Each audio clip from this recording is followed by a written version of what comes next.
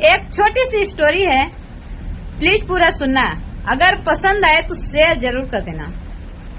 पति रात को ऑफिस से थका हुआ घर आता है और पति को आते ही पत्नी ने घर में क्लेश शुरू कर देती है, उससे लड़ना शुरू कर देती है। पति ने कहा, मुझे खाना दे दो, मुझे भूख लगी है। पत्नी ने कहा, खुद ही जाके ले लो, मैं सोने जा रही हूँ।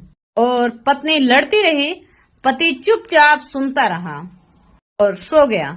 जैसे ही सुबह उठकर नाश्ते के लिए बोला, मुझे नाश्ते तो दे दो।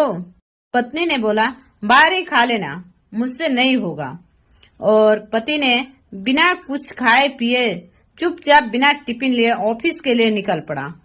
रास्ते में उसकी कार एक्सीडेंट हो गया और उसकी मौत हो गई।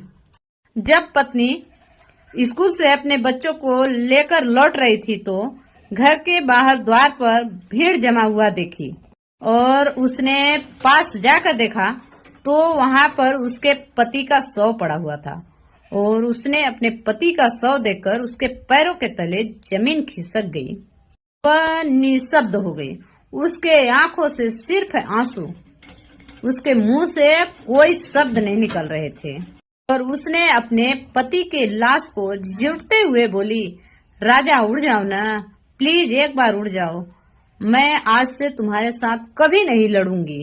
मैं खाना देती हूँ ना, भूख लगी है ना आपको। पर पति कैसे उठता।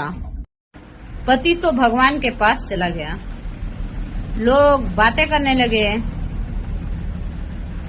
और पति के जाने के बाद वह पूरी तरह टूट गई और लोगों ने अपना रंग दिखाना शुरू कर दिया, रिश्तों ने रंग दिखाना शुरू कर दिया। अब वह अकेली रह गई। लोगों की गंदी नजर पड़ने लगी उस पर। अब तो ससुराल वालों ने भी उसे घर से निकाल दिया। अब तो उसके पास कोई सहारा नहीं रहा। जब तक उसका पति था तब तक वो रानी बन के रही और पति के जाते ही उसकी जिंदगी नौकरानी से भी बदतर हो गई। तो मैं कहना चाहती हूँ कि अपने पति की कद्र कर लिया करो। वो जो पति होता है ना, वो पत्नी के सर का ताज होता है और पति के रहते ही एक पत्नी रानी की तरह रहती है, वरना उसकी जिंदगी नौकरानी से भी बदतर हो जाएगी। तो आप लोगों को अगर यह स्टोरी अच्छी लगी हो तो शेयर जरूर करें।